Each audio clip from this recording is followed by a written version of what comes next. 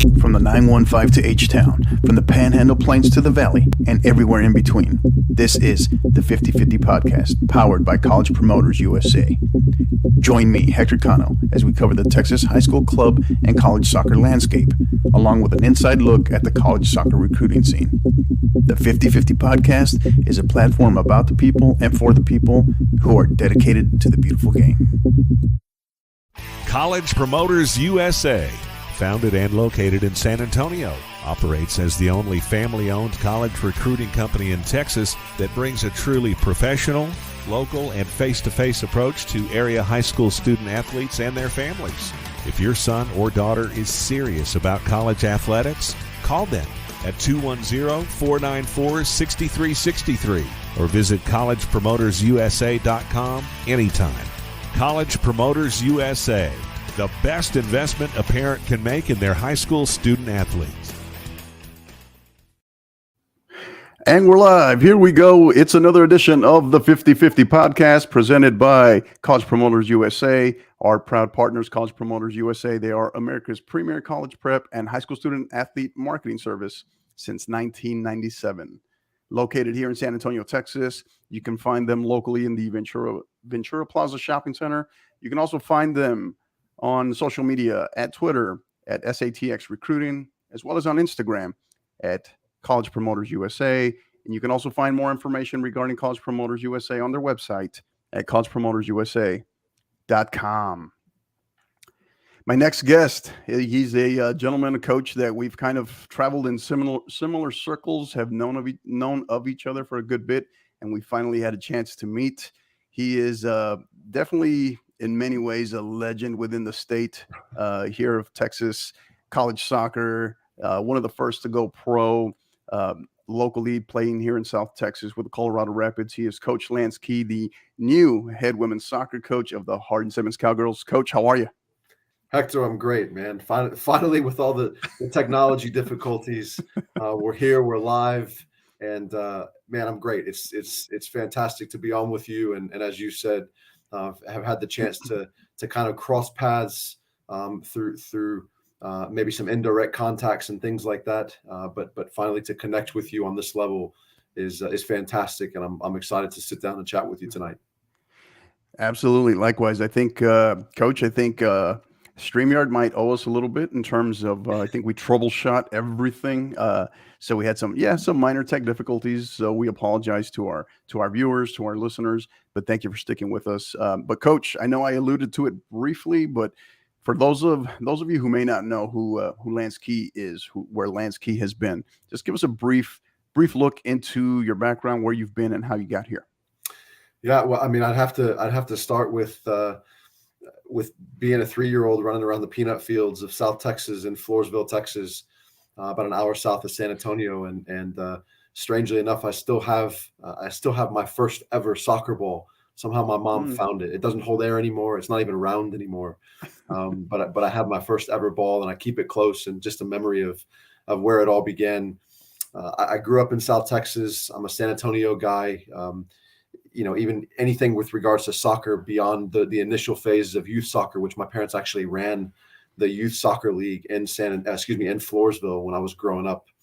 Wow. But as we graduated through that, so to speak, we came to San Antonio, the big city, and that's really where I got my start.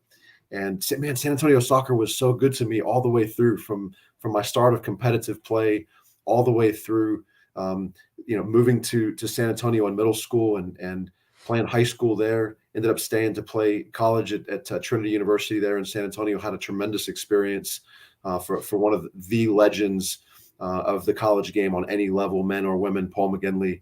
And then got a chance, as you mentioned, to go play professionally in Colorado. Had 4 concussions in 12 months. Right. And that was the end of that. So came back to San Antonio, which had been home for me really for my entire life. And did a little bit of club soccer, got the start there really, and then got the offer to go to Trinity and coach on the women's side starting in 2004, and was there all the way through the 2015 season. Had a move to the University of Texas in Austin, and ended up not really working out for my family in terms of just family dynamics and going in opposite directions and having young kids. And So went back to San Antonio. At that point, I started assisting on the men's side with Paul, my old coach. By that point, Dylan Harrison had been hired at Trinity. And so I was helping Paul on the men's side. I got an offer to go and help what was then Scorpions, and then transitioned to SAFC and did some color commentary work for them in the commentary booth, and then got the call to go to Louisiana, University of Louisiana, where I've spent the last 3 years in the Lafayette area. Had the opportunity to really jump into a program that needed a revival and needed a resurgence, and really dug into that. And now I find myself here. God's called us into a special place in Abilene and in a special institution at Hardin Simmons University, and a Christ-centered space that really is near and dear to my heart and to the heart of my family and my wife as we do this ministry together. And so here I sit on day 3, Hector. This is day 3, sitting in this office. And this is by far not the latest I've been in the office this week. So in case you were feeling bad about keeping me in here late, don't worry. This would be the earliest of getting home, I think. So no, man, I'm thrilled. And it's been a long journey, but through everything that you go through, all the experiences that you have in life, you have the opportunity to gain from and learn from them. And I've certainly done that. I've heard you talk a little about your story, and I know you can share that sentiment as well. But super excited to be here at this stage of my career, at this stage of my life at Hardin Simmons, coaching the Division III athlete who's really just a different athlete. I can relate to that because I was that, and just excited about that.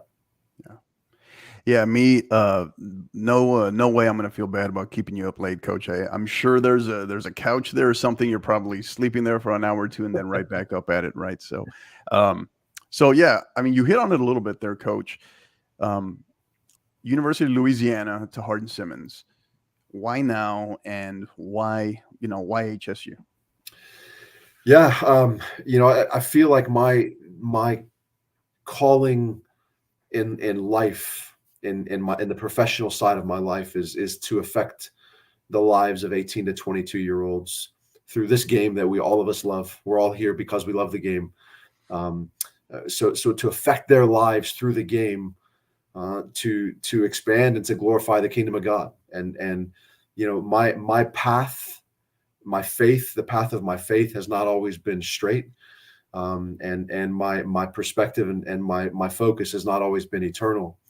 But that's where I am in my life, and certainly at this point. And so the opportunity to do that here for one of the most storied programs in the history of college soccer, men or women, at Hardin Simmons, who I know so well, only spent so much time as the foe, right, and now I'm friend. Yeah. But it's just, God's timing is perfect, but sometimes it doesn't always make sense on the surface. But for us, my wife and I really felt like we were being called into a Christ-centered space, and the timing of my very good friend Marcus Wood, who I consider and oftentimes refer to one of, if not my best friend in the game, when he left and we had our conversation about this. I don't know where I was initially. I think that all of the natural components of the history of our rivalry and all of those things, it was hard to even fathom. And at no point in my career, from 2004 when we first met on opposite sides of midfield, up until 3 months ago, I would never have expected it. But God did a work in my heart and my wife's heart, and I think for Eric and for John Neese here in the administration and athletic administration, our president of the university, was so impressed with them, and I think did a work in them, and just all of these things coming together at just at what is the perfect time, and here I am, and I'm thrilled about it, Hector. Yeah, that's some great stuff. You talk about sometimes these opportunities, right? They don't maybe always come at a quote unquote opportune time, and sometimes the jobs, the positions, they pick us, right? And I know I alluded to that recently with that's a 50/50 podcast alum, Coach Marcus Wood, right, who was on here. We talked about how, as I left the Air Force Academy when I was coaching there, and still active duty, and almost ended up being there working for him as a volunteer assistant. I would have never guessed that I would have ended up potentially as a volunteer assistant coach there at Hardin Simmons. So the way it kind of works out is it's pretty amazing. It's pretty amazing. But run us through this, Coach. The job opens up at Hardin Simmons. You come across the posting. Maybe you kind of get some notifications, right? Maybe some phone calls. What's going through your mind? Yeah, well, the first, because Woody and I are such good friends, I knew about the developments with Dallas Baptist probably before most people did, and so the awareness of, hey, Hardin Simmons women's soccer office is going to be vacant here in the not too distant future. But even at that time, I wasn't even thinking, hey, maybe that's for me.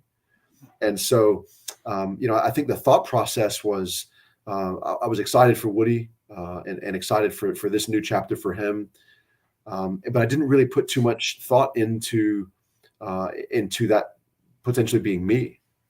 And that's why I said God just did a work in me, and had an initial conversation with Dr. Neese here and the AD, been here for a long time.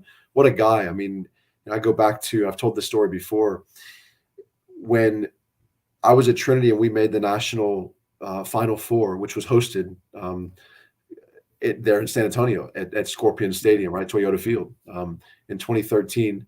That week leading up to that game, I had a handwritten note from the athletic director of our greatest rival at Hardin Simmons University, from John Neese, just congratulating me and the team, our program, on the achievement. They had won a national championship in 2010. So just a few years later, we're in the Final Four. And that's something that doesn't have to be done. I would never have thought anything had I not received that handwritten note and thought, man, why didn't I hear from John Neese when we made the Final Four? It never would have crossed my mind. Right. But the relationship with him even goes back a long way because of how much he supported Hardin Simmons women's soccer and all the sports, certainly. But my interaction was around the soccer space. And so there was just something there. So we ended up having a great conversation. And I was on the front porch of our house in Louisiana when I had that conversation with him. And I walked inside, and my wife said, how did it go? And I just looked at her and I said, great. The conversation went great.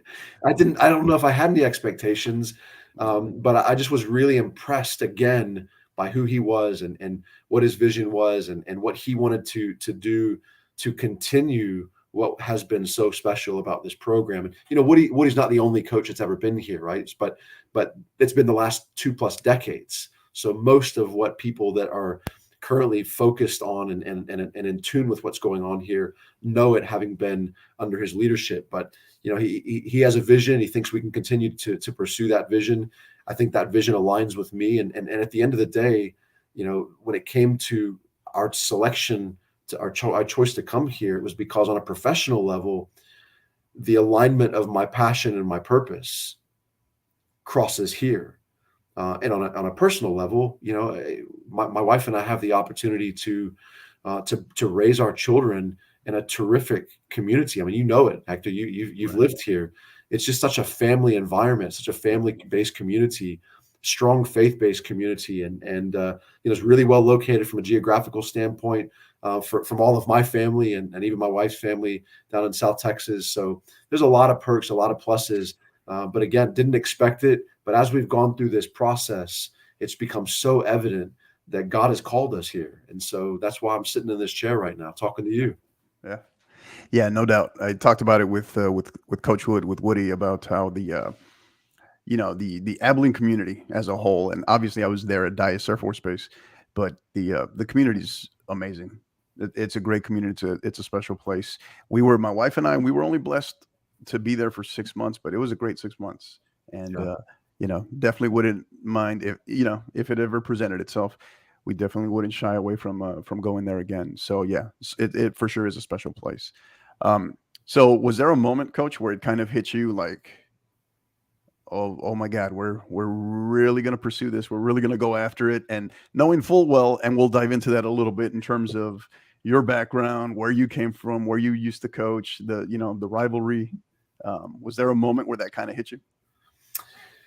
So yeah, I remember the moment clearly. We decided to load up in the car, my wife and our three children, and they're all 9 and under. So 3 kids 9 and under, and a drive from Lafayette, Louisiana to Abilene, Texas covers about 8.5 hour drive time.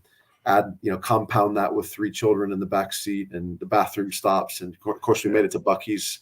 There you go. But Good man. Good man. so but we came out here. My wife, bless her, and I'm so grateful for a prayerful wife. She said, I trust you. If you feel like it's where God's calling us to go, I trust you.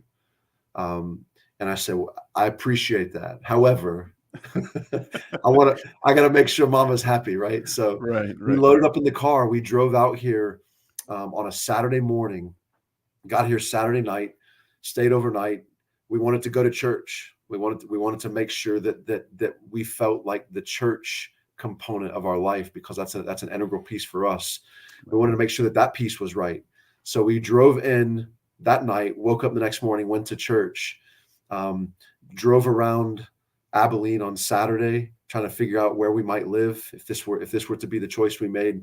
That was on Sunday, and then on Monday, Martin Luther King Jr. Day, we drove back to Lafayette, and it was about halfway.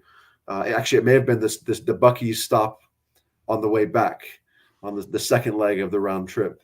We were walking in, and I looked at her, and I said, "Why wouldn't we? Why wouldn't we?" Right. And it was just that moment where I think we just knew this is where we're going, in spite of all the things that we might think, no, surely not. All of the natural mental processes that we would go through based on the history. And we were really happy in Lafayette. We've got great friends. It's also a wonderful community. But home is where God calls you, right? And that's right. The way we talk about it in our house is home is where God calls you, or home is where the call of God is. And that was clear through this process. And so that's why we decided to make Abilene home during this season of our lives. Yeah, that for sure. Yeah, that's pretty awesome stuff. So take us through, Coach. So here you are, you're day 3, right? You're not even, it's day 3 on the job, but that you haven't even been in there for technically 72 hours though, even though it's day 3, right? So from Monday morning at whatever time, I know you reported early, to now, what has that been like so far? The interaction, getting to meet, faculty, staff, administration, some of the players, I'm assuming at this point. What has that been like so far? I'll probably work backwards. We had a press conference today with a formal introduction. So that was this afternoon.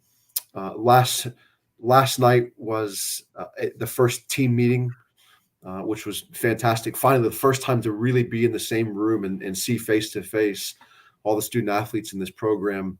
That was day 2. And day 1 was seeing a few of the girls that just popped through, just popped in and said hello, and had a few individual conversations with them. You would, if I could show you the floor and the space around the desk here, you would see that there's not been a whole lot of really organizing the office. It just hasn't been priority. I've done some, but not gotten everything quite in. I still got boxes on the ground, and so it's fresh, Hector. It's fresh. But the priority, I mean, in what I've just given you is just little bullet points. But the priority really has been just trying to interact with the current student athletes in this program as much as possible, and start to forge and build relationship. I think that's something that if I go back, and this may be a different segment for maybe even a different call here, but if I go back in my career and I think back to the early days of coaching the college game, I was not far removed from playing at the professional level. And, I just didn't grasp and understand the significance of the relational component between a college coach and a player, even though my college coach, when I was a player, was tremendous. He was like a father figure to me in many ways. Right. But somehow it just didn't equate for me. And fast forward to through these almost last 2 decades of being a college coach, the relationships, if you don't have the relationships, you got nothing.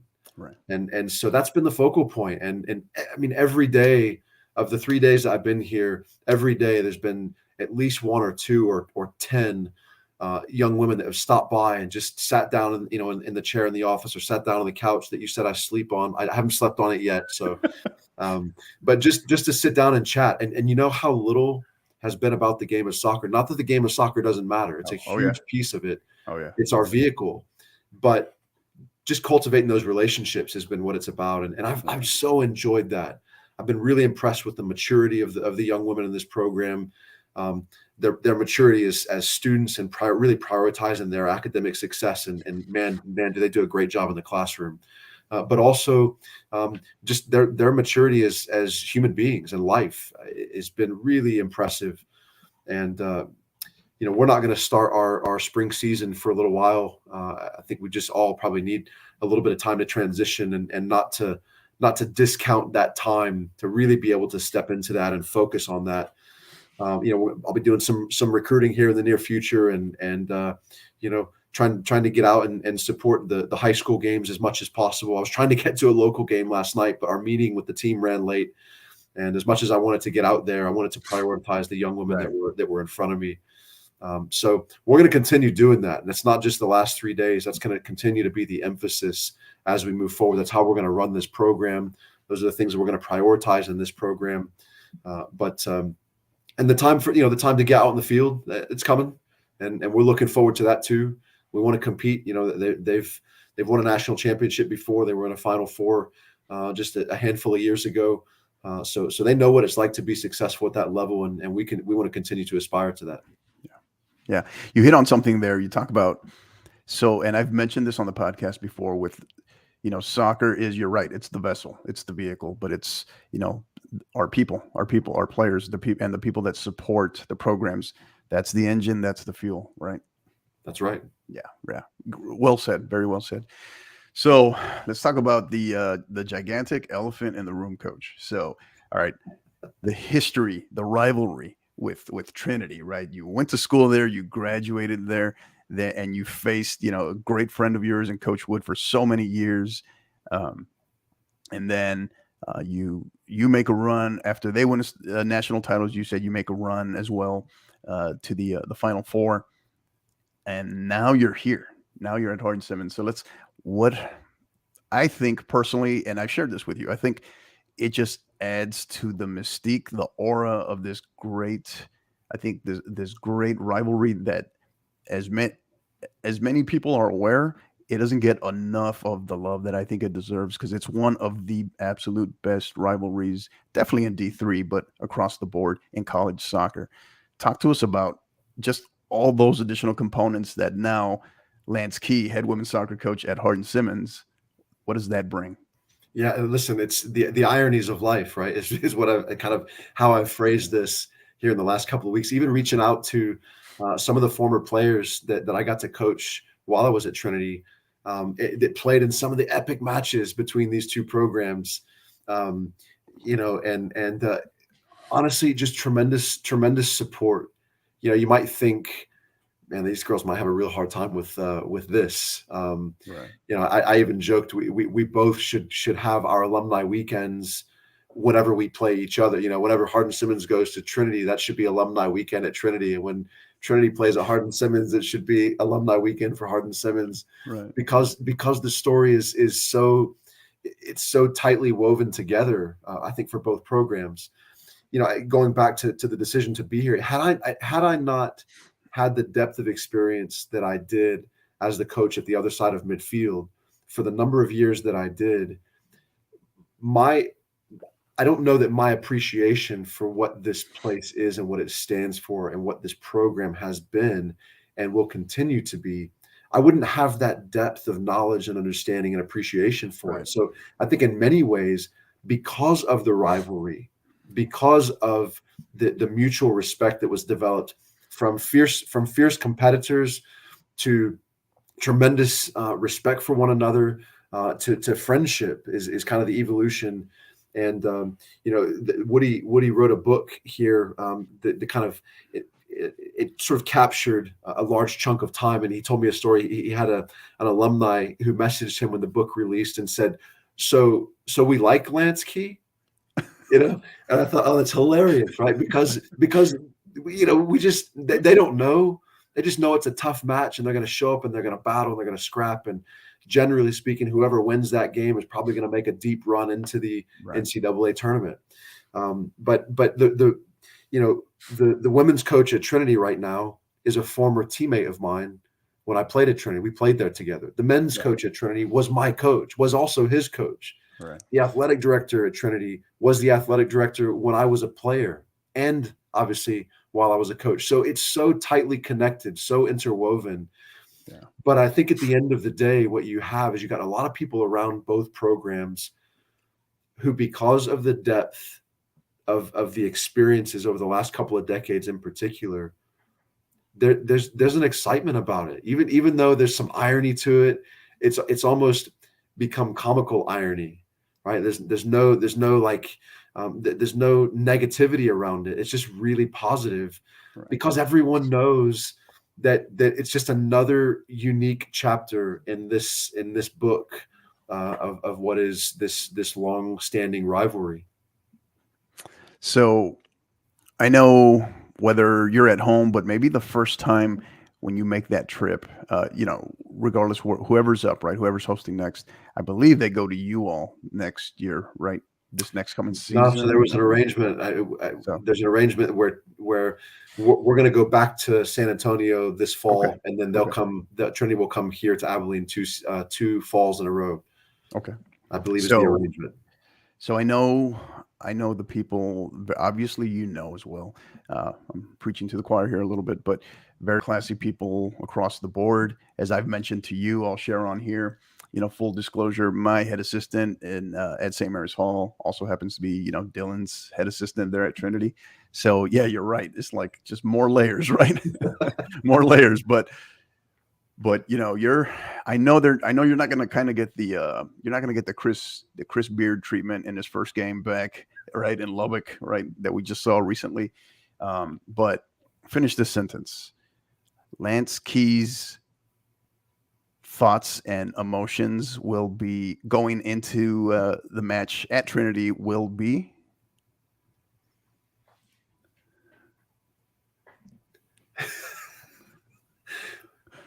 Mostly positive. It'll be nostalgic. I think, to be there. I can't wait to. I mean, some of those guys, some of the support staff, and guys that ran the clock, and this, all of those people that were such a big part of my memory of game day experience. I've got great relationships with those people, and I shared this with some of the young women that I was meeting with when I was at Louisiana in my last week, and I was some of the girls were stopping by to say goodbye and express their appreciation for the time they had with me, and there was a lot of tears in that, because I love those kids, and I had some great relationships with some of those young women, and at that level, at that institution, we had a lot of international players, and so girls that come from all over the world. But I said something to them. I said, just because I wear a different color to the office doesn't mean our relationship is gonna change or have to be any different. My appreciation, my respect for you doesn't change because of the color I wear to the office every day. And I think that applies in this instance too. I've learned through this time, again, I've been doing this a long time, and the relationships that we build with our players are obviously so important, but there's a lot of other peripheral relationships that you build. As an example, right? We go to the Final Four. I go to the University of Texas, and within a couple of weeks of arriving at University of Texas, another handwritten note from Dr. John Neese at Hardin Simmons arrives in my mailbox. So that's just an example of these peripheral relationships that you just grow to enjoy the people that make up the experience. I often say that the value in the experiences that we have in life don't come from the experiences themselves. They come through the people that we have those experiences with.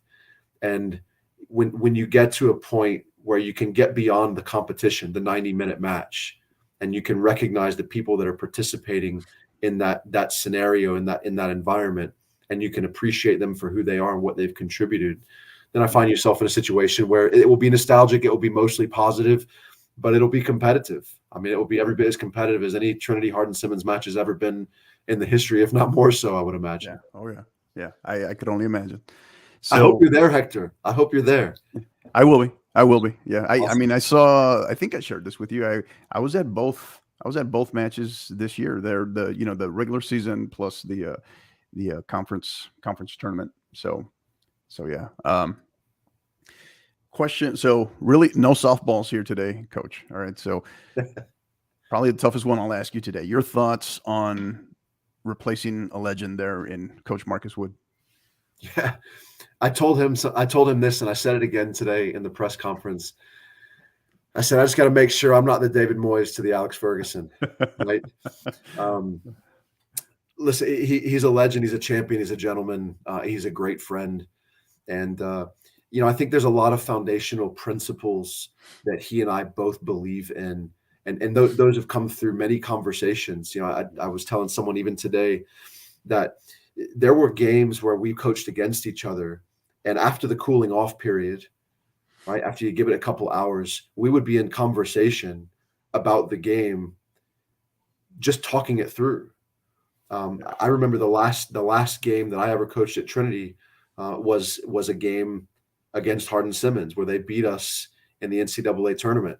And I was devastated. I was devastated for our players. We played really, really well. And they played really, really efficiently. We outshot them by a fairly large margin, but they beat us 2-0. And I was heartbroken. My players were heartbroken. The seniors that played that day, I will never forget it. And not long after that, we had a connection, and he recommended a book to me. So these are the types of conversations that we would have. So I come out of that postmortem on the phone with Woody with a book recommendation that I read that helps me so much in that moment. Those are the types of things that were part of the relationship that were well beneath the surface that, our student athletes didn't know about, our athletic directors didn't know about, our sports information directors didn't know. These people didn't know, but we knew. And so, I know because of those interactions and those conversations that there's a lot of foundational core principles that we really both care about in terms of how we approach what we both feel is our calling. But at the same time, I mean, they can go back and watch the podcast with him and watch ours back to back, and they're going to see that there's some nuances about our personalities that are different. And so we're going to deliver things differently. We're going to have different perspectives and perceive things differently. We're different. We're two different human beings, and we're unique in our own way. So I think there's some things that will really align, certainly for the student athletes that are in the program now, and even the alumni as they come back. But I think there's going to be some things that are going to look a little bit different, that are maybe sound a little bit different. Not better or worse necessarily. I kind of look at it that way, not better or worse, but different. At the end of the day, though, we're about the same thing. We're about developing, as I've coined, champions for life, right? And having a lifestyle of champions. We talked to the team about that yesterday. That's no different than what they were trying to do for the last 2.5 decades, right? They were trying to create an environment where young women would come in at 18 and they would leave at 22, a more champion version of themselves than they were, and set up to go on beyond the field to be better daughters, sisters, mothers, wives, CEOs, whatever it is that they're going on to do because of their experience here. The environment facilitates something super special. And we're both trying to do the same thing. We just sometimes get there a little bit differently. In your opinion, your humble opinion, when maybe a recruit, right, a potential student athlete or a parent comes to you and asks you, hey, Coach Lance Key, welcome to Hardin Simmons University. I'm interested in your program, but I am kind of curious, how will Hardin Simmons look different under you? How do you answer that from that perspective? Yeah, that's a really good one too. And Woody and I have talked through those conversations before so much as well. I think one of the things that I tend to really want to do is to really focus in on who we are and who we can be and what our identity is. And I think sometimes that identity comes, it's like your fingerprint, right? So every year the fingerprint changes a little bit because you've got players that have left and you've got players that have come in. Right. You got new personalities, you've got leaders that have emerged, and you've got leaders that have vacated.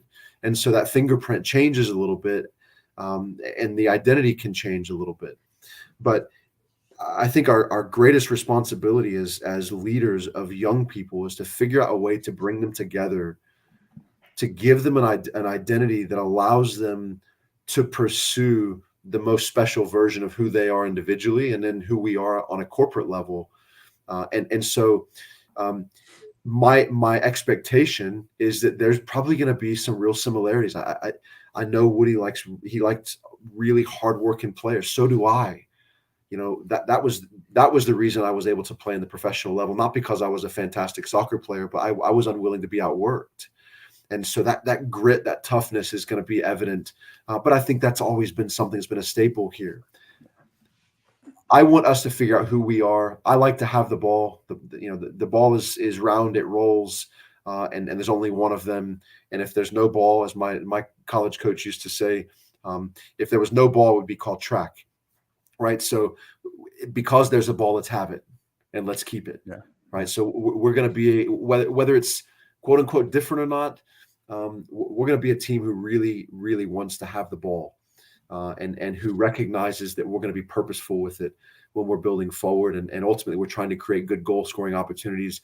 And when we don't have the ball, Hector, we're going to work incredibly hard, and we're going to work for the player next to us, and we're going to make sure that trust is in place, so everybody on the field knows that everyone's going to give the effort that is necessary in that moment.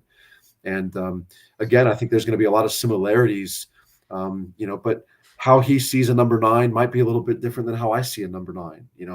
How he sees the role of the 7-11 might be a little different than how I see the role of the 7-11. And that might be different based on some of the players that graduated and some of the players that are coming in.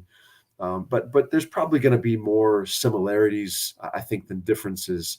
But I don't know. That's a tough one to ask or answer, I should say, because I think even the last 3 years at Louisiana, from one year to the next, I think there were some differences. We looked a little bit different.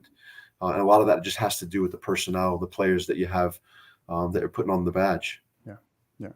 One quick spot correction that I had to get out of the way. I did get to see the Trinity and Hardin Simmons matches this year. First one was a regular season match, and then the second one I saw was it wasn't the conference tournament; it was the NCAA tournament match. So make sure I knew what you meant, but make sure you get that one out of the way. Yeah, you got it. So talk to us briefly, Coach. What are your feelings? What are your thoughts returning to the D3 game? Like I said earlier, I was a Division III athlete myself. I think there's something unique about the Division III setting, and what that uniqueness is. The best way I can phrase it is there's a purity to the experience. You're not exchanging athletic dollars for ability, and you're identifying young women and their families who are the right fit for the environment that we provide. It's going to be a highly academic environment. It's going to be a highly competitive environment. It's going to be a familial environment. It's going to be a smaller scale, right, than a large public institution, for instance, of which I just came from.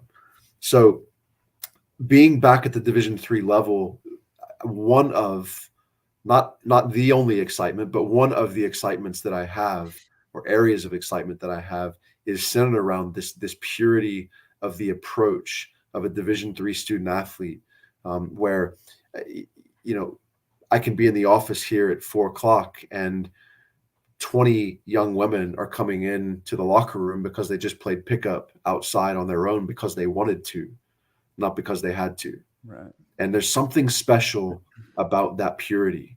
And not to say that it can't be had at the Division I level. That's not what I'm saying. but there's just something unique, and that's the best way I can categorize it about the Division III student athlete.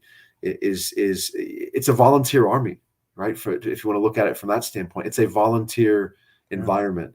And I think when there's not a requirement to be there, when you're there because you really want to, whether it be for the relationships or whether it be for the competitive opportunity to try to pursue championships, listen, at the end of the day, I was talking to a couple of young women here earlier today, and we were talking about trying to put a second star on top of that badge. We were just talking, only one team at the end of every season, one team out of 400 at the Division III level, and 4 teams out of the over 1,000 institutions, all levels on the women's side, are putting a star at the top of their badge. One team or 4 teams in that instance overall. So few get to. So if it's the desire to pursue that, because it's attainable here. How do I know it's attainable? Because there's already a star over the badge, right? And they've made multiple Final Fours, and it's one of the elite programs at the Division III level in the history of college soccer. That may be why they choose it. They might choose it because of the academic offerings that we have, or the graduate school opportunity that we have. There's a number of reasons why they can choose it, but at the end of the day, they've chosen it. And they're not obligated to it. They're just committed to it. They're passionate about it. And that to me, that is super special. Well said. Absolutely. The volunteer army. I thought about it that way. I like that one. I might have to steal that one from you, Coach. I like that one. So talk to us briefly. We start transitioning here, Coach. Anything that you can share with us that's on your radar in terms of upcoming camps, the recruiting trail, maybe some places you're looking at, or places you're going to be in the upcoming future? Yeah, well, listen, we know that Texas high school soccer is alive and kicking right now, and our institution is going to draw heavily from the state of Texas. So a big focal point for me is, as quickly as possible, to get a size large Hardin Simmons soccer shirt and get myself out to as many high school games as I can. The growth of the high school game, Hector, over the last couple of decades has been incredible. I know that because there was a time, my father was a former high school football coach, and there was a time where he and buddies of his that were football coaches were coaching. Those are your primary soccer coaches, right? Right. That's not the case anymore. Not to say it's not the case anywhere, but you got some incredible coaches, not just from a kindness and a team building and a community building, but just knowledgeable, well-trained, well-experienced coaches at the high school level, in particular in the state of Texas, that are doing such a great job. And so I can't wait to get out and see a lot of high school games. Obviously you've got club stuff coming up in February here in Texas, and there's going to be some of those bigger events as we start to move through the end of Texas high school season. You get yourself into the summer. So the idea is to try to get out and fly the flag, as I often say, as often as possible, wherever possible. And that might be me heading back to Lafayette to spend a little bit of time with my family and catching a high school game at some point along that 9-hour journey back.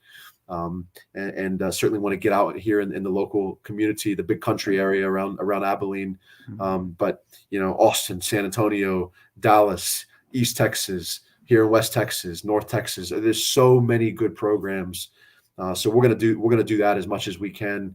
We're gonna get a staff hired, so working on that as well, and excited about the prospects that are out there for that. And yeah, man, we just want to get out there and see and be seen, and let people know that we're there to support the game. Right. At the end of the day, we got to try to grow the game too. Right. And so whatever we can do to contribute to growing the game and letting people know that we're serious about it. From a camp standpoint, I had a conversation just yesterday. Again, this is day 3 on the job. Let's remember that, right? So we're day 3, but we want to do some college, what we call college prep, and built that down in San Antonio. We wanted to run some college prep type camps here this spring My hope is maybe 2 or 3 of them. I still have to get with the camp office here and make sure we can get those dates down. But be tuned in for that, because we are going to be running some stuff here in the very near future, where I get the opportunity to interact with some of the players that are already in the pipeline, to be part of the Hardin Simmons women's soccer program, and also to try to attract extra that are outside of that pipeline right now, bring them in. With the ultimate objective to expose who we are, what we do, and to try to grow our brand as much as we can, and ultimately to identify the right fit, so we have the right young women who are choosing here for the right reasons. I got to be honest, Coach. All of this stuff should have already been settled in your first 3 days. Should have all been taken care of. But we forgive you. We forgive you. We forgive you. I think day 4 is when the camp call happens. So. That's where it breaks, right? Yeah, that's right. That's right. No, perfectly understandable. Perfectly understandable. We did have a comment here from Trent Ivy saying he check the equipment room and get you a handful of large shirts, Coach, with a beautiful patch on it. You've got the key now. No pun. Indeed. I'll have to get into that and start digging into that inventory. I did see a couple of boxes in there. The challenge, Trent, right now is I've got boxes in the office that I've got to try to work through. I haven't been able to make it to the boxes in the equipment room, but good point there. I'll make sure to get myself over there. Right. Awesome. So we start as we get ready to transition here, Coach, to our second segment. I know you're still getting to know players, so we're not going to really, you got to get to know them before you can really highlight them and tell us that, keep us, plugged in, tuned in, anything in any way that we can reach, that we can help you. Let us know as far as camps, getting that out there as well. Really love hearing the fact, and it's important. High school coaches listening, take note. Coach Key's talking about that. They're making it a priority to get out there, watch Texas high school soccer games, because you're right, Coach. It's like how far the game has evolved is, especially, I would say, just inside of the last 5 years, is massive, massive. But as we start transitioning here, Coach, I'll ask you one last question. What can we expect from the Hardin Simmons Cowgirls in 2022? You can expect a continuation of the competitive spirit and the competitive nature that this program has seen for so long. We're going to show up and pursue the best versions of ourselves every day. I think goals are important. Long-term goals are important. Statistical goals can be important in terms of being driving forces. But the reality is, we have to show up every day and make a choice. I was once told by someone wiser than me that you're either better or you're worse. You're never the same. So we're either getting better or we're not getting better, right? And we're gonna work hard every day to get better. One of the things we talk about, and I don't know if this resonates with the generation of 18 to 22-year-olds now, but one of the things I used to say a lot was we're gonna get white collar results with blue collar work. Right, we're gonna roll up our sleeves and we're gonna get dirty and we're gonna get muddy and we're gonna get gritty, with the ultimate objective from a competitive standpoint to achieve the top level of result that's available to us. So we're gonna, as I said earlier, we're gonna like the ball, we're gonna share the ball, we're gonna try to put the ball on the back of the net as often as we can. We're gonna defend really hard and very purposefully, and we are gonna continue to raise up young women as they navigate through, the girls that are here that have one more year in this program. We're going to do everything we can to give them the best jump start into life beyond the game as possible, because we're trying to build relationships that are deep and meaningful and are sustainable. And so you're going to see all of those things. I think if you show up to watch us train, you show up to watch us, and you watch us in warm up, you're going to see the depth of relationship and how much people care about each other through the way that we interact in warm up. You're going to see the competitive spirit, the competitive energy that we have when we lose the ball, and you see us relentlessly chasing it down and pursuing it to get it back. And you're going to see the preparation and the tactical and technical sophistication when we're on the ball and when we're creating things going forward. So it's going to be a fun team to watch. And I know that we can accomplish those things because some of the conversations we've already had in the last couple of weeks have led me to believe that the young women in this locker room are prepared for that. They're ready for that. They're hungry for that, and they're committed to it. Man, you got me fired up, Coach. Let's go. Let's go. I got some eligibility left, so let me know. Come on, man. All right. Awesome. So, all right, Coach. We know you're going to stick around for counterattack, our second segment. We get to pick on you a little bit, throw some curveballs at you a little bit, some random off the wall stuff. I know you'll do great. So stick around. We'll be right back. For our listeners, don't go anywhere. We'll be right back after a word from our sponsors. College Promoters USA, founded and located in San Antonio, operates as the only family-owned college recruiting company in Texas that brings a truly professional, local, and face-to-face approach to area high school student athletes and their families. If your son or daughter is serious about college athletics, call them at 210-494-6363 or visit collegepromotersusa.com anytime. College Promoters USA, the best investment a parent can make in their high school student athletes. All right, and we're back with Coach Lance Key, head women's soccer coach of the Hardin Simmons Cowgirls. All right, I got to get used to saying that, Coach. I got to get used to saying that. So awesome. All right, so counterattack time. You ready? Let's do it, man. I love a good counterattack. All right. So any game day as a coach, not as a player, game day superstitions or rituals? Yeah, one of the big things I like to do is I like to get out to the field a little bit early, and I walk the field and I just pray and I worship a little bit and just really try to get into that space and get myself prepared mentally, spiritually, emotionally for the competition that's coming. Sometimes that may be in a walkthrough early in the day, and sometimes that may be that we just get to the stadium, we get to the facility a couple hours in advance, and maybe while the staff is setting up cones and things for a pre-match routine, or maybe it's me doing it as I'm walking and praying. So that's probably the big thing for me is just to try to get prayed up and be in the right space. All right. Favorite number and why? Favorite number 13, number 13. 13. It's been the number that I wore since I was a little boy. Since we had this ball, I don't know which shoulder it's over. There's a ball back here on my desk. That's the first ever ball I played with, that my mom found, as I mentioned before. I've always played with 13. I shifted to 3 when I got into the professional game.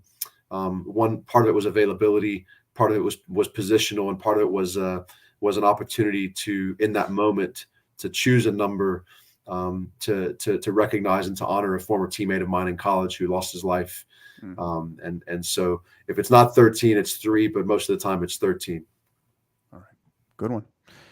So are you a memes or GIF or GIFs, whatever we want to call it, meme or GIF guy? What are you? I'm a GIF guy. I'm a GIF guy.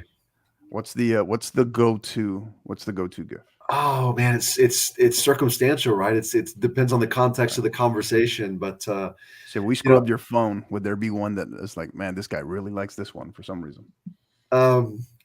There's if it's a silly moment, there's a Shaquille O'Neal one.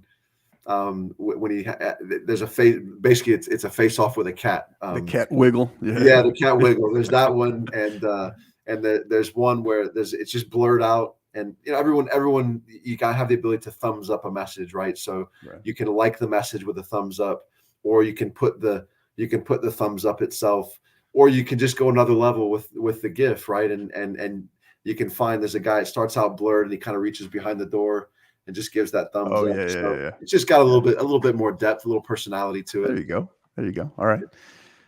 So I was going to tell you when you were kind of talking about this a little bit earlier, I was going to tell you to hold on to this because maybe you can refer to it later, right, in this segment. But something you wish you would have been told prior to entering coaching.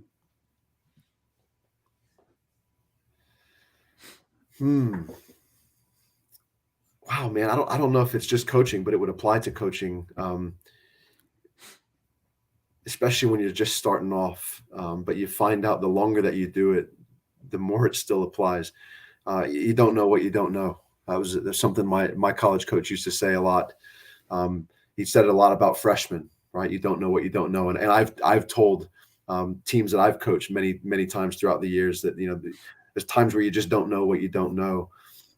I think if I had been told that, especially as a 25-year-old, relatively recently removed from the professional game as a player, still thinking really, I think, through the lens of a player, seeing the game through the lens of a player. If someone had said, listen, it would have required me to be mature enough to receive it at 25. I don't know if there's any other 25-year-olds out there that thought they knew everything when they were 25. I think I probably did. But if I could have received that in a mature way, to know that there's a lot of things that are going on around me that I'm not even aware of, that are happening. And so to increase my awareness, and there's a lot of times the best way to increase your awareness is to ask other people who are around you, who are on the peripheral maybe, that you can trust, that you can confide in. Because when you don't know what you don't know, you need someone to help you know what you don't know so that you can know it. And I think that's a great point, particularly us as head coaches. I think we can be just so dialed in right on one component, that where our assistants really matter, where our team captains really matter, where our seniors really matter, right? I think I can attest to that in terms of there were things that I just was not aware of, that because I was so focused, locked in, from a coaching perspective. So yeah, I would definitely agree with that. Least here, we like to ruffle a few feathers from time to time. So not the favorite soccer team, the least favorite soccer team. Ooh, who would that be? Oh man, the least favorite team. Hector, you're making it complicated here. No softballs, man. We said no softballs. Yeah. Man, if you have to think about, there's a lot of people in the game who have a particular affinity to an EPL team or a La Liga team, or now the game in Major League Soccer has grown so much. There's a lot more people that are really dialed in and tuned in to Major League Soccer, which I love. I'm so thrilled for that. But a lot of times there's no real connection. It's just, well, I just like that team, right? Mm-hmm. I don't really have any. I'm not from England, so the EPL is just a team that I like to watch. So I don't have this thing where I have this intense rivalry. And this one, I don't know. This may be unpopular, Hector, when I finally get to it. But I like to support our U.S. national team, right? Mm-hmm. Both on the men's side and on the women's side. Absolutely. Of course, as a player growing up, even playing in Major League Soccer, playing alongside some top level players that were captains on our U.S. national team, and the biggest rival. Let me ask you this: who's the biggest rival probably for the U.S. men's national team? Oh, no doubt. I know. Yeah. Yeah. So it's hard. L3, right? L3. Yeah. It's hard to have a whole lot of love for them, because they're our greatest competitors, right? Not getting political here at all, Coach, but try growing up Mexican American. Yeah. Hey man. Right. Yeah. Yeah. No, I hear you. I hear you for sure. I hear you. So no, that's a good one though. That's a good one, and I appreciate your candor on that. All right, switching gears here. Favorite movie quote that you can share. Well, Hector, I said earlier, and I don't know if anybody was listening, but I've got a 9-year-old, a 7-year-old, and a 3-year-old. So when you have children that age and younger, you tend to spend a lot of time in the Disney space. Right. So I figured if I'm going to be in the Disney space, I'm going to find some Disney content that really resonates with me. And so players that have played for me probably in the last 10 years would probably tell you, if you said, what is Lance's favorite Disney movie? They probably all would tell you Secretariat. I don't know if you've seen Secretariat. Oh yeah. It's a great movie. I love to watch it. I love to watch it with our teams. There's so many powerful messages in that.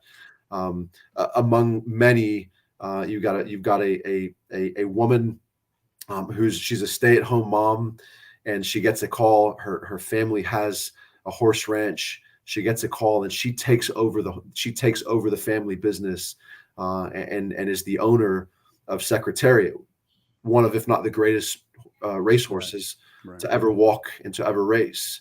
The lady's name, Penny Chenery, is the character's name. It's a true story. and she talks about running your race. And we've all got something a little bit different. We're all at a different stage of the race that we're in, and sometimes our race looks a little bit different. But something along the lines, I'm going to try to recall it to the best of my knowledge here, but it's something along the lines of it's about life being ahead of us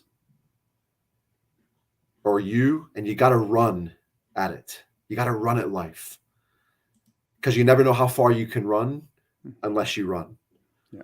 And I just think it speaks on so many levels to wherever we are in our journey, wherever we are in our life. And when you bring 18 to 22-year-olds into preseason and you sit down, they're all at different places in their life, in their journey as human beings, as soccer players. And so it's been an encouragement for me to share with them, with those student athletes, wherever you are, just run, right? Because you never know how far you can unless you're running. Yeah. So yeah. I might have gotten that a little bit off, but more or less that's the meaning behind it. I think it's pretty close. Yeah, it's a very good movie. Very good. And I was made very familiar with it. Big chunk of my wife's family was from that Denver area where the family was from originally. Oh, yeah. So, and then having spent time obviously up in the Springs at the Air Force Academy. Yeah, very familiar with that. So great movie. Yes. All right. Lance Key is appointed today. He is appointed the soccer czar in America. What is the first agenda item that you would change of soccer in America tomorrow? I think there's a lot of things that we've gotten right for a long time, but there's some things that we haven't.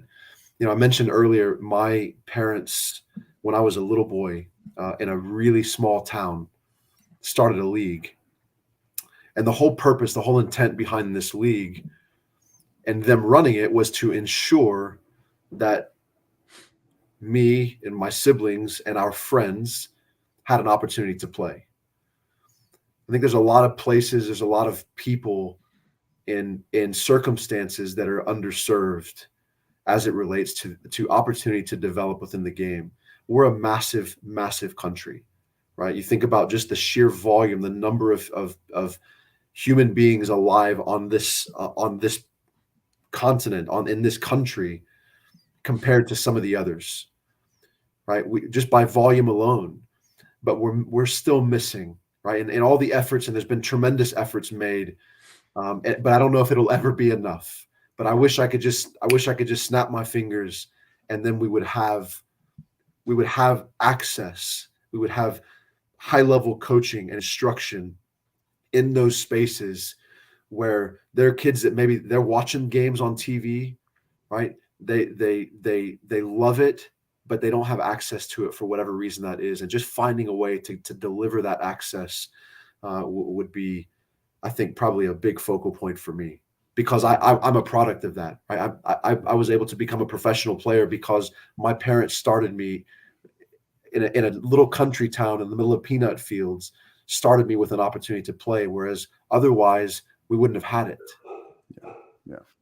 Yeah. And you mentioned, absolutely. Yeah. Well said. You mentioned growing the game, and here's hoping that one of the things that we can continue to do across all levels is propel closer towards something like that, I guess, especially with the momentum that will build up over the course of the next 4 years and beyond, right? With 2026 down the road, because as you recall, I'm sure you saw what came from post 1994, right? So absolutely.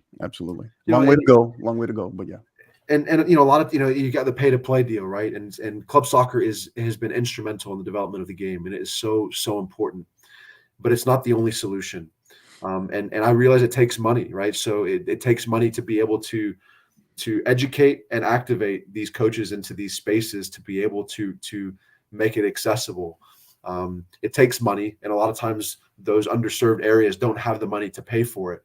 But we've got to figure out a way to bridge that so that the educated and those that are sent out can get to those communities, because we're underserving them to a large degree, not because we want to, not because I think people are just turning away from it. But there's got to be some things that we can solve, and it's just going to take a real collaborative effort across everyone. You talk about high school coaches, and the interaction between high school coaches and club coaches, the interaction between club coaches and college coaches to high school. So that we're all collaborating with really the same goal in mind, is that we're trying to grow the game. So how can we collaborate and be intentional about collaborating in that specific space? I think a lot of people have talked about it. There's been a lot of roundtable discussion and maybe bar top discussion about it. But at the end of the day, I don't know that we've come up with a solution that's serving them in those areas quite yet. So hopefully soon. Yeah. Okay. Who would play you in a movie? Oh, maybe there's another opportunity for a Disney insert here. I don't know. It depends on what stage of my life it was, because there was a stage of my life where I shaved my head real bald, so it might be Hector Cano. I don't know. Oh, wow! Hey, breaking news. No, I like. There's some. I guess you probably would want to choose somebody that you've enjoyed watching through time. I think. Brad Pitt's played a lot of characters. He's a funny guy. He's got a lot of humor, but he's got some quirks, and I think I've got some quirks as well. I've always enjoyed a good Matt Damon movie. So I don't know, maybe one of those two guys, and I think they might be able to be closest, other than this bald head like you've got, man. I don't know. I mean, maybe hairdos are a little bit close. I don't know. Definitely the first time I've been mentioned in the same circle with Brad Pitt and Matt Damon. That's for sure. So you're welcome. Some podcast history here. Yeah, we're gonna play this one on a loop right here. All right. All right. Next one, Coach. Bucket list destination. Place you and the family, you and the wife, before it's a wrap. Place you gotta go. Place you gotta go.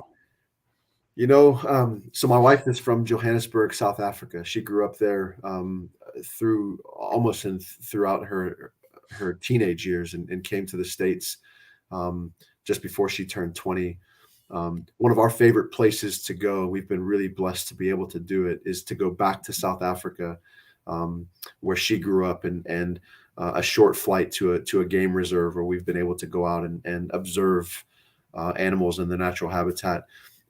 It's hard to make it a bucket list because I've had the opportunity to do it, but I love to be there. I also love to be, toes in the sand. And then I also, you mentioned Colorado. We love to go to the mountains. My preference is in the summertime when it's not so cold, because I've lived through those cold winters. But I don't know. I've been really fortunate, Hector, to travel a lot. I've been able to travel through Europe, both as a player and as a coach. I've had the opportunity to travel. A couple of years ago, I got to go to Australia to go and recruit, and that was a really unique and enjoyable experience. I've not spent really any time in Asia, so I think that would be a place that I'd like to go. I've had some former teammates of mine that, for instance, that played in the J League in Japan, and I think I had a really good friend of mine that spent some time in Asia in a different part of the sport trade, but he really enjoyed his time there. So that would be somewhere that I have not yet been, that I think I would enjoy going, and hopefully at some point it's safe to do so. All right, it's a good one. Most recent book you read or book you are currently reading? Oh man, Hector, I've got like a list of 10, probably that I'm either reading or rereading. I'm one of those guys where I tend to read. There's some books. There's a set probably of 5 or 6 books that I'll read once a year, because I just know when I need that perspective from that book, and I know when to go and pick it up.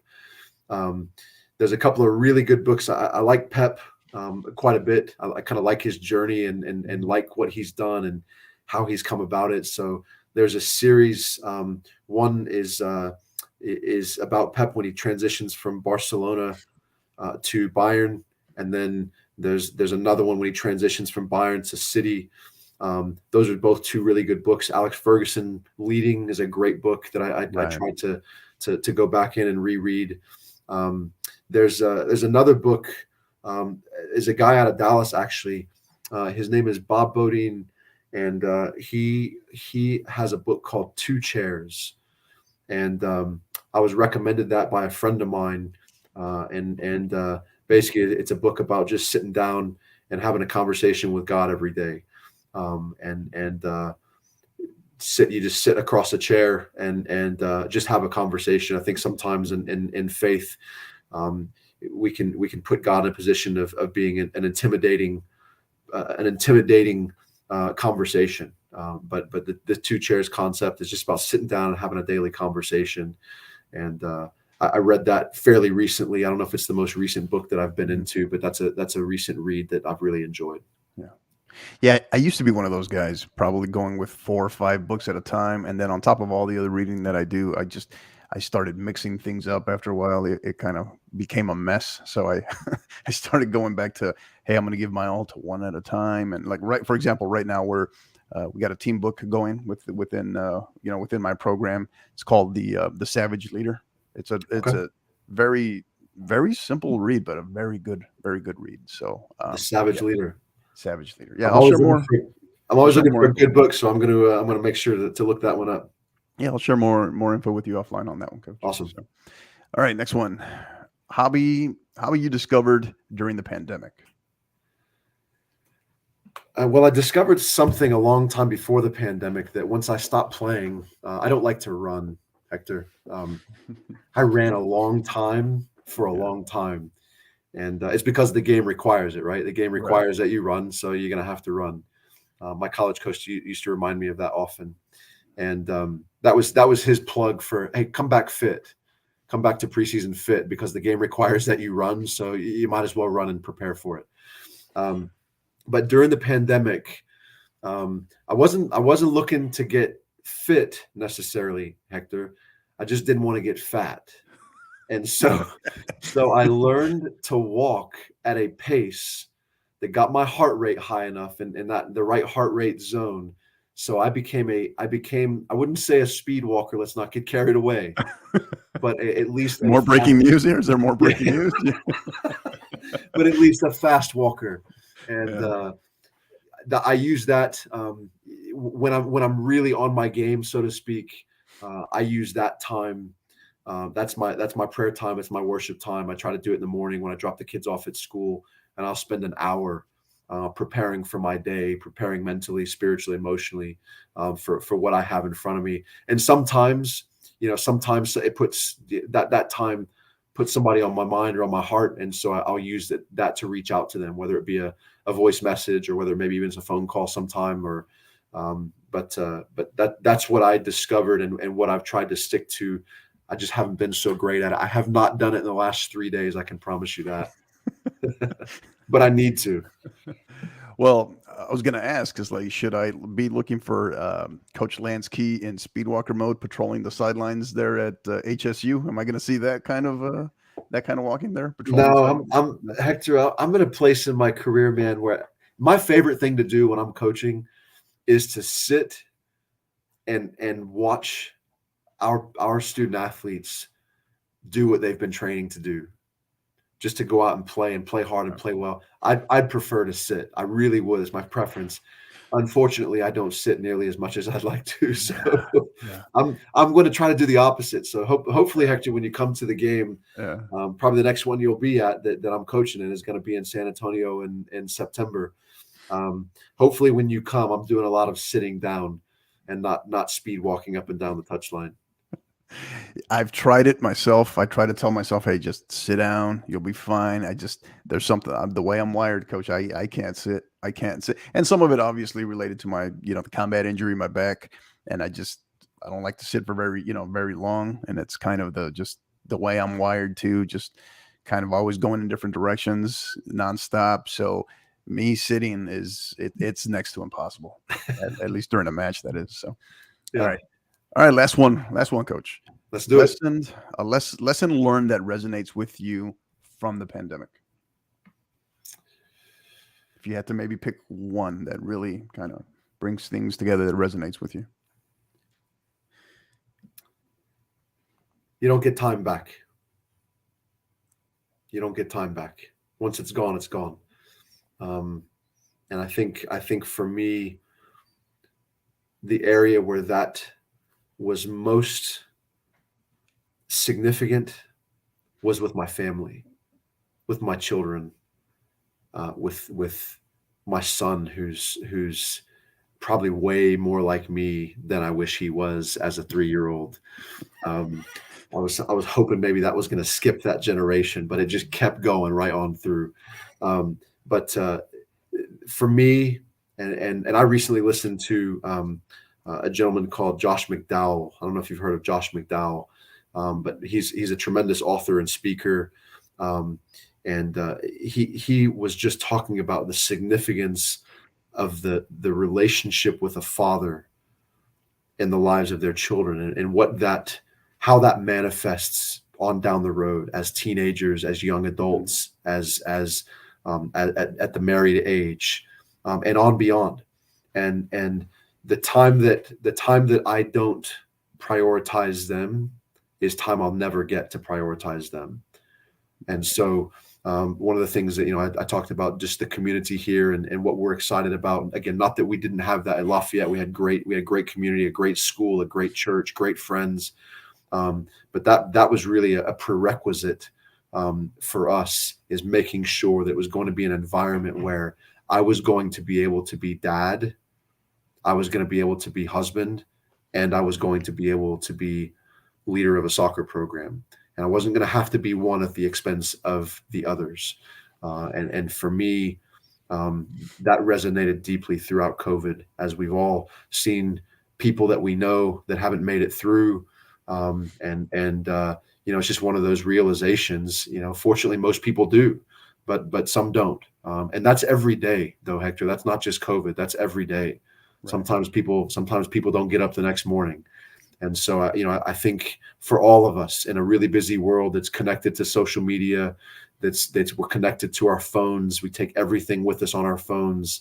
I've been trying to get into a flip phone. My wife won't let me do it. I've been trying to go backwards and get to a flip phone, because I feel like there's so many things that distract us. If there's one thing we could do to better serve those that we love, is to prioritize that time we have with them.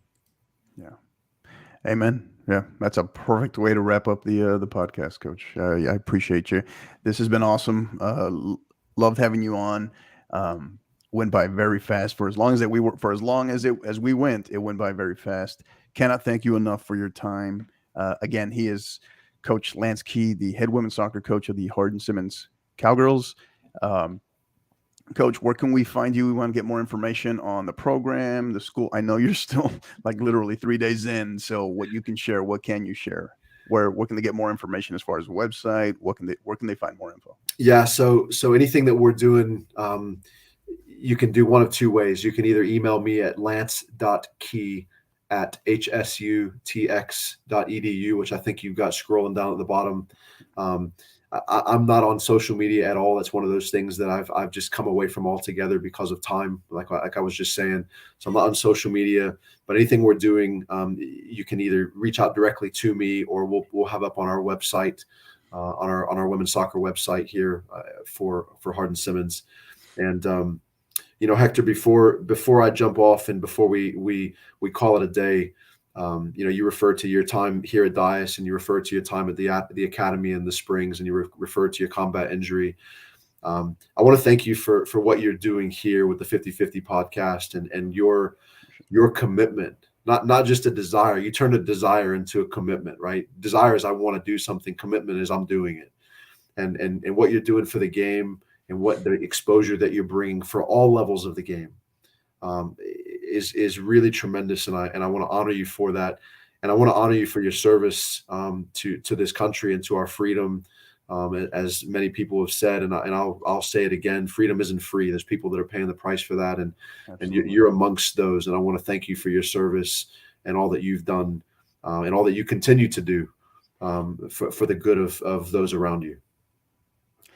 Well, I appreciate that, Coach. I sincerely do. Coming from a man, of your character, it really means a ton. It really does. That's not just lip service. So thank you for that. I appreciate the kind words, and more so also just in terms of You're right, because we're all stakeholders here in terms of growing the game, trying to leave it better than we found it, right? So Right. really appreciate that. Love having you on. It's been an honor to have you on. We were very excited to have you on. We're grateful for your time. We know we know there are tons of other things you could be doing right now on day 3 of your new program. So just want to say we wish you and your girls the absolute best there at Hardin Simmons. Anything you need, anything we can help with in the future, Coach, don't hesitate to reach out. Hopefully we can have you on here again down the road, and you can tell us, as you progress, things you've learned along the way being there now. And we wish you the absolute best. We know you're kind of working away from the family right now, so we wish your family the best as you all ultimately begin your transition. So thank you again. Thank you for your time. Thank you very much. Thank you. I appreciate that. And thanks all of you guys that are listening, that tuned in tonight. We appreciate you supporting. If you jumped on because you know me, make sure you stay on because now you know Hector and what he's doing. Please support the 50/50 podcast. I'm sure he'll make sure you know how to do that. But it's really it's a special thing he's doing, and I'm grateful to be a part of it tonight, Hector, just to play a small part. Thank you. Likewise, Coach. I appreciate it. Thank you. And to our listeners, to our supporters, the fans of the game, the parents, the athletes, the coaches, you're the reason why we do it. Thank you again. Thank you. Continue to support. We look forward to having continued guests of the caliber, the quality of Coach Key. So thank you again. Continue to subscribe. You can find us Instagram. You can find us on Twitter as well as the YouTube page. Subscribe. You'll get notifications for upcoming podcasts. And until the next time, keep downloading.